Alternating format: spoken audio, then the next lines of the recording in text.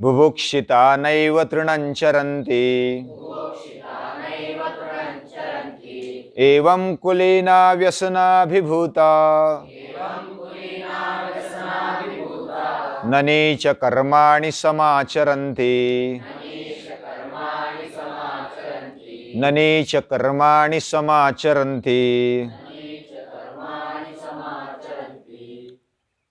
महाभारत में पहले हमने आदि पर्व की कथाएं देखी, कुछ कथाएं देखी, बाद में फिर सभा पर्व की कथाएं देखी। आदि पर्व में शंतनु राजा से लेकर के जो भी खांडव वन तक हमने कथा देखी थी। खांडव वंश से लेकर के जब मयासुर मय सभा रचता है, राजस्व यज्ञ होता है, उसके बाद फिर बीच में कुछ समय साल जाकर के द्यूत खेला जाता है, उसमें पांडव युधिष्ठिर के जरिए हार जाते हैं और 12 साल का वनवास और 13वें साल का अज्ञातवास उनको मिल जाता है। वह अभी जाने के लिए तैयार है, यानी कल सम्राट थे, आज वनवासी बन गए। भयानक संकट, भयानक चेंज उनके जीवन में देखने को मिलता है। जो महापुरुष होते हैं वह ऐसे समय में भी अपना धीर नहीं खोते। न नीच कर्माणि समाचरन्ति, वह नीच कर्मों को अपने जीवन में नहीं लाते हैं, आचरण नहीं करते हैं। जैसे शेर, सिंह वन में वह पशुओं का मांस खाते हैं, उस पर जीते हैं। मांस न मिलने पर, भूखे होने पर भी वो कभी घास नहीं खाते। वैसे ही जो कुलीन लोग होते हैं, महापुरुष होते हैं, वे एवं कुलीना व्यसनाभिभूता, वे संकट में पड़ने पर भी, संकट आने पर भी न नीच कर्माणि समाचरन्ति, वो नीच कर्म नहीं करते हैं। ये उनके जीवन में उन्होंने ली भी सत्य निष्ठा है, मूल्य निष्ठा है, ईश्वर निष्ठा है। इसके कारण वह अपने जीवन में नीच आचरण नहीं करते। धृतराष्ट्र आदि कौरवों ने ऐसा षड्यंत्र रचा कि जिसमें पांडव फंस गए। इसका यह मतलब नहीं कि वो जानते नहीं थे, ये क्या हो रहा है वो जानते भी थे। युधिष्ठिर भी जानते थे कि शकुनी मामा और दुर्योधन ये षड्यंत्र या तो कुछ छलावा कर रहे हैं, फिर भी केवल पितृ आज्ञा के कारण युधिष्ठिर वो करता है और वनवास भी स्वीकार लेता है। ये पिता की इच्छा है और धृतराष्ट्र की इच्छा होने के कारण वे सहर्ष स्वीकार करते हैं। तो इस तरह वो वन में चलने लगे। पांचों पांडव द्रौपदी के साथ, कुंती माता भी चलने लगी थी, लेकिन जो प्रपौत्र थे, पौत्र और कुछ प्रपौत्र, हाँ सोमनाथ दादा कुछ पूछना चाहते हैं। कैसे? हाँ, धृतराष्ट्र ने जो उनके अधिकार के कारण पितृ आज्ञा की, यानी कि उन्होंने युधिष्ठिर को बुलाया, आज्ञा दे दी। उनका ऐसा प्रश्न है कि यह मान्य करना योग्य है क्या नहीं है। अगर वह श्री कृष्ण होते तो वो बराबर मार्ग निकालते, लेकिन श्री कृष्ण नहीं थे उधर, और युधिष्ठिर ने हमारे लेवल पर हम विचार करते हैं तो आज्ञा पालन में अतिरेक किया, अति सर्वत्र वर्जेत।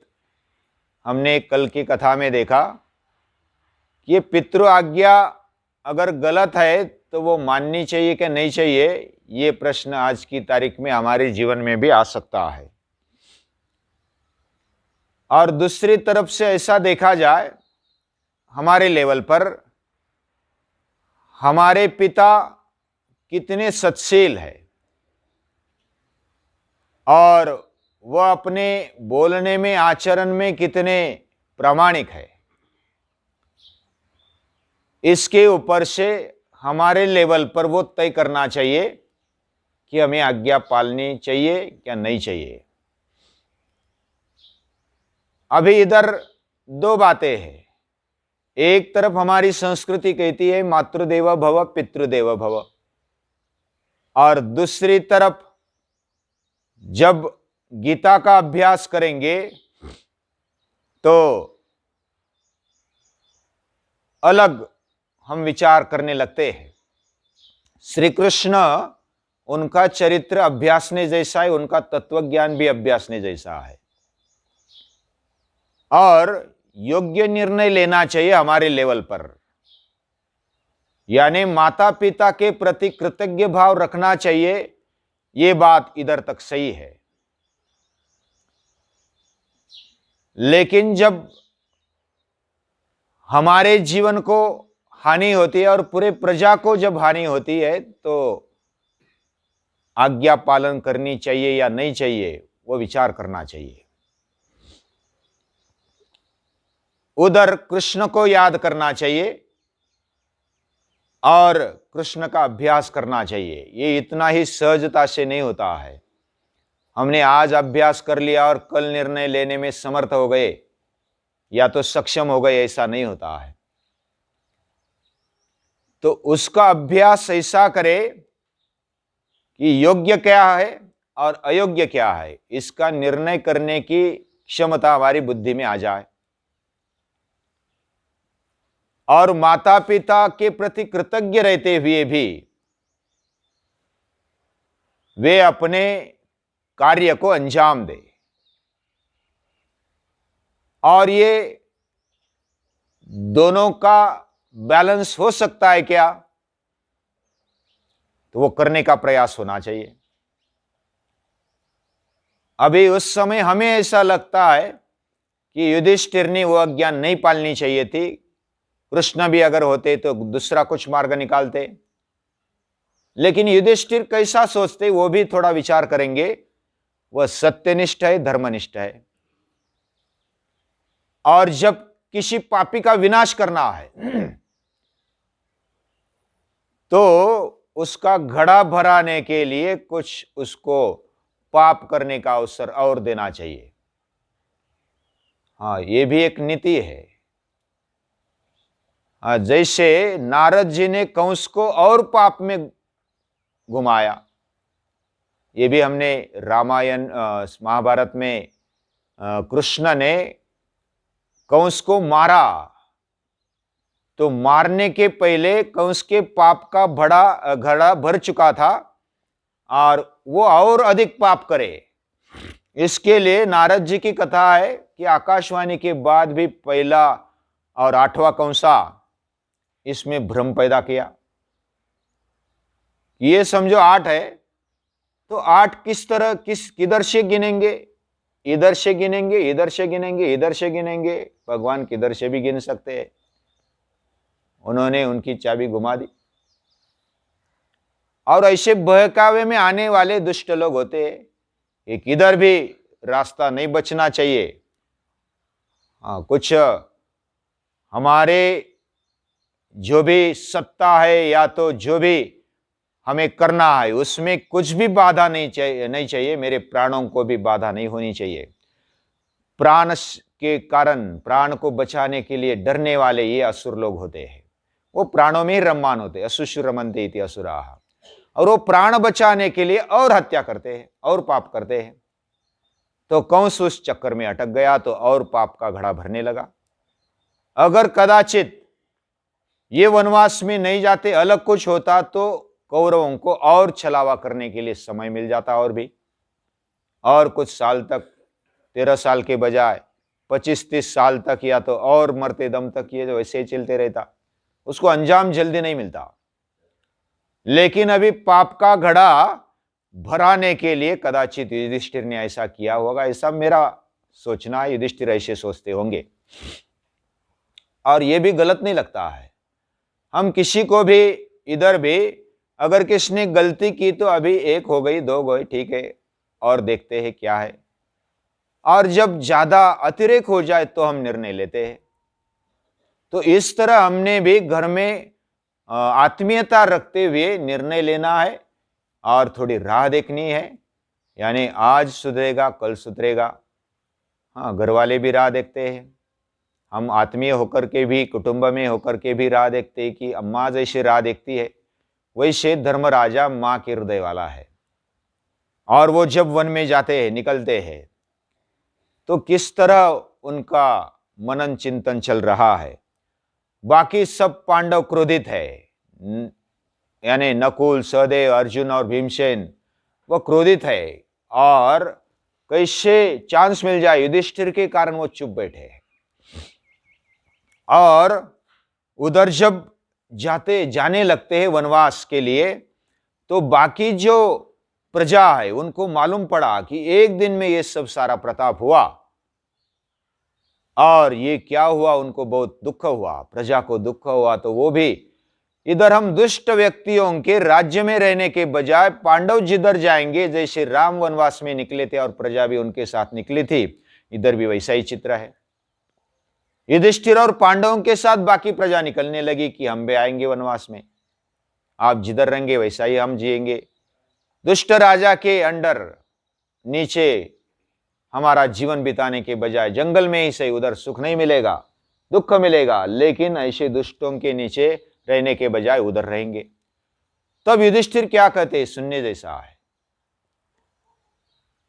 कि मैंने पितृ आज्ञा मानकर, यानी कि जो बुजुर्ग है, भीष्माचार्य है, द्रोणाचार्य है, कृपाचार्य है, धृतराष्ट्र है और विदुर जी है, उनका सम्मान करने के लिए, उनका भला, उनका कल्याण हो, सभी का कल्याण हो, यह भावना युधिष्ठिर के मन में है कि वो हितचिंतक है, वो तुम्हारे भी हितचिंतक है, हमारे भी हितचिंतक है, और जो भी हुआ है वो हमारे लिए वनवास मिला, उसके उनकी आज्ञा के कारण आपके लिए, आपकी जो राजा है अभी, और उनके सानिध्य में रहो, हस्तिनापुर में रहो, उनको संभालो। उनको भी बहुत दुख हुआ है, भीष्माचार्य को कितना दुख हुआ है, द्रोणाचार्य को कितना दुख हुआ है, कुंती माता को कितना दुख हुआ है, गांधारी को कितना दुख हुआ, विदुर जी को कितना दुख हुआ है, और उनको कौन संभालेगा, आप रहो और उनका सहकार्य करो। तो ऐसा समझा बुझा कर उनको रोकते हैं और वन में चलते हैं। और वन में जाने के कारण कुछ ब्राह्मण उनके साथ निकलते हैं। ब्राह्मण यानी सचमुच वो ब्रह्म के कार्य में वो मग्न है। ब्रह्म नाम वेदा तस्मिन् चरति इति ब्राह्मणः। ब्रह्म यानी वेद, विचार, इनको ले जाने वाले ब्रह्मन नयति इति ब्राह्मणा, ब्रह्म को ले जाते, विचारों को गांव गांव ले जाते, आदमी आदमी तक, व्यक्ति व्यक्ति तक ले जाते हैं। ऐसे लोगों को ब्राह्मण बोलते हैं। और आज केवल जाति के ब्राह्मण रह गए, वो विचारों से, उस तेजस्विता से जीने वाले ब्राह्मण नहीं रहे। तो ब्राह्मण भी तपश्चर्या करने के लिए, अगर अच्छी संगति मिलती है, सत्संगति मिलती है, तो कौन नहीं चाहेगा। युधिष्ठिर आदि पांडव अगर मिलते हैं, हम भी, वो क्या कहने लगे कि हम जो भी दुख उठाएंगे, ब्राह्मण भिक्षा मांगकर कुछ ऐसा जो भी गुजरान करते थे, निस्वार्थ भाव से और तेजस्विता से गुजरान करते थे, अपने उपजीविका करते थे। और उनको बताया कि आपके पास कुछ नहीं है, हमें मालूम है, आप भी अभी वनवासी है, आपके पास कुछ नहीं है, आपसे हम कुछ नहीं मांगेंगे, हम अपने उदार निर्वाह की चिंता हम करेंगे, लेकिन हम आपके साथ आना चाहते हैं। लेकिन युधिष्ठिर बोलते हैं कि ऐसा मुझे पसंद नहीं है। आप अगर भूखे हैं तो मैं कैसे सो सकता हूं, तो आपको देकर खाऊं ऐसा मुझे लगता है, लेकिन हम भी भूखे हैं, हम लाचार हम महसूस कर रहे हैं, तो मुझे अभी ये पाप लग रहा है कि मैं पाप कर रहा हूं। ब्राह्मण साथ में है और प्रजा में, जैसे राजा उधर सम्राट था तभी राजा है, वनवास में आया है तभी राजा है। वो विचार करता है कि दूसरों को देकर खाओ, ये संस्कृति है। लेकिन ब्राह्मण बोल रहे हैं कि हम वैसा नहीं मांगेंगे, आपसे याचना भी नहीं करेंगे। आप अपना चलने दो, हम अपना चलने देंगे, उधर निर्वाह करेंगे, अभ्यास करेंगे, सत्संग करेंगे, प्रवचन करेंगे, कुछ स्वाध्याय करेंगे और चलेंगे आपके साथ। तो धौम्य नाम के ऋषि है, वो ब्राह्मण, वो उनको फिर सलाह देते हैं। और सलाह क्या देते हैं, और शौनक भी उपदेश देते हैं। शौनक नाम के एक ऋषि है, और वो भी उपदेश करते हैं कि आपका सोचना सही है। वनेपि सिंहा मृगमांस भक्षिणः बुभुक्षिता नैव तृणं चरन्ति। वो वन में होते हुए भी वह कभी घास नहीं खाता है, वो उच्चा विचारी करता है। न नीच कर्माणि समाचरन्ति। वह कुलीन लोग होते हैं, वह ऐसा ही विचार करते हैं। संकट आने पर भी, कितनी भी दुर्दशा हो जाए, वो नीचा विचार नहीं करते हैं, वो हल्का विचार नहीं करते हैं, वो ऊंचा विचार करते हैं। तो शौनक मुनि कहते हैं, ऋषि कहते हैं कि आप समर्थ है, आपके साथ शस्त्रास्त्र है, सब कुछ है, फिर भी आप वनवास में होने के बावजूद भी आप सूर्य की उपासना करो। सूर्य सब कुछ देने वाला है, और सूर्य जो देता है वह इतना देता है कि किसी से लिया नहीं जाएगा, इतना देता है।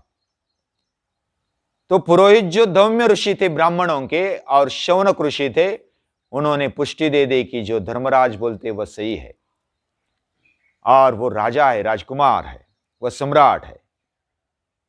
और धौम्य ऋषि के आज्ञा के अनुसार युधिष्ठिर क्या कहते, सूर्योपासना करते हैं। सूर्य हमने संजीवन साधना में एक बार देखा था, आपको याद है तो मैं फिर से थोड़ा याद दिलाना चाहता हूं कि सूर्य से प्रकाश संश्लेषण ये वृक्षों के द्वारा होता है, पत्तों के द्वारा, हरी पत्तियों के द्वारा प्रकाश संश्लेषण होता है, और ये पूरी सृष्टि उसी से निर्माण हुई। यानी जीव सृष्टि का निर्माण वह सूर्य प्रकाश के द्वारा पहले हरी पत्तियों में आ गया, यानी उधर से जिंदगी शुरू हो गई। हमारा खाद्य और हमारा निर्माण, पूरा जीवन का निर्माण वो पत्तों से हुआ है, हरी पत्तियों से। पानात हिरव्या मूर्ति हरिची वटस्य पत्रस्य पुटेश यानम बालम मुकुंदम मनसा स्मरामि, उसमें भगवान रहते, इसलिए ऐसा कहा गया है। तो हरी पत्तियों में सूर्य की ऊर्जा जमाने की शक्ति है, इकट्ठा करने की शक्ति है, और उससे पूरा हमारा पोषण होता है। उससे फूल, फल, मूल, जड़े, तने हमें मिलते हैं खाने के लिए, सब कुछ उधर से ही मिल जाता है, सूर्य के कारण हमें मिलता है। और सूर्य की उपासना करते हुए सूर्य प्रसन्न हो जाते हैं और उनको एक थाली दे देते हैं। और उस थाली का चमत्कार ऐसा बोलते हैं कि थाली में द्रौपदी ने थोड़ा भी अगर अन्न पकाया तो वो खत्म नहीं होगा, जब तक द्रौपदी भोजन नहीं करती, हाथ धोकर, उस थाली को धोकर नहीं रखती है, तब तक वो अन्न बचेगा, कितने भी भोजन करेंगे तो भी चलेगा। तो अक्षय पात्र सूर्य भगवान युधिष्ठिर को दे देते। युधिष्ठिर द्रौपदी के पास जाकर वो अक्षय पात्र दे देते और बोलते हैं कि भगवान ने, सूर्य भगवान ने हमें अक्षय पात्र दिया है, हमारे ऊपर मेहरबानी की, कृपा की। वनवास में होते हुए भी अब चिंता मिट गई, और वो वैसे ही नहीं मिटी जैसे हमने अगर जंगल में रहते तो हरी पत्ती, फूल, फल इतने बहुत सारे होते सूर्य की उपासना के द्वारा। ये सब हरी पत्तियां, वृक्ष, वेली, लता ये फूलते हैं, और वो धन धान्य संपन्न हो जाते हैं सूर्य प्रकाश के कारण। ये अगर साइंस देखेंगे तो वो भी हमें पता चलेगा। यानी अक्षय थाली मिली, पात्र मिला, इसका मतलब वो जंगल में रहे, और जंगल में इतना सारा होता है, सूर्य भगवान देते हैं फूलों के द्वारा, पत्तों के द्वारा, पत्रम पुष्पम फलम तोयम, ये सभी मिलता है सूर्य से। अगर विचार करेंगे तो ऐसा ही है। तो इस प्रकार अक्षय पात्र प्राप्त किया और वो प्राप्त करते हुए वो सभी को तृप्त करने लगे। जंगल में होते हुए भी वो राजा बनकर रहने लगे। उनके पास बहुत सारे लोग आते, तृप्त हो जाते, संवाद करते, अच्छा सत्संग होता, प्रवचन होता, कुछ मंथन होता, और उनका आध्यात्मिक जीवन यानी उनका आत्मिक जीवन और भौतिक जीवन दोनों को संभालना, ये बैलेंस उन्होंने जंगल में भी रखा है। और उन्होंने ऐसा नहीं सोचा कि ये भीष्माचार्य, ये द्रोणाचार्य, ये कृपाचार्य, ये धृतराष्ट्र दुष्ट है, ऐसा युधिष्ठिर ने नहीं सोचा। ये हमारे पिता है, किसी के भी प्रति पूज्यत्व भाव, देवत्व भाव रखना ये युधिष्ठिर से सीखना चाहिए। इसलिए वो अजात शत्रु है। अजात शत्रु ऐसे ही नहीं बनते, पूरे पृथ्वी के सम्राट बनने की ताकत उनमें है, वो लायक है। इसलिए लायक है कि वो सभी को स्वीकारते हैं। ये बहुत बड़ी बात है, उनका ये बड़प्पन है। एवं कुलीना व्यसना विभूता न नीच कर्माणि समाचरन्ति। कुलीन लोग जो होते हैं वह संकट आने पर भी नीच कर्मों को अंजाम नहीं देते, वो अपने आचरण में नहीं लाते हैं। ऐसे ऊंचे आचरण वाले पांडव, उनका चरित्र हम देख रहे हैं। अलग अलग चरित्र है, अलग अलग जीवनियाँ है, उनको देखते जाएंगे। आज के लिए इतना ही, रुकते हैं। सभी को नमस्कार।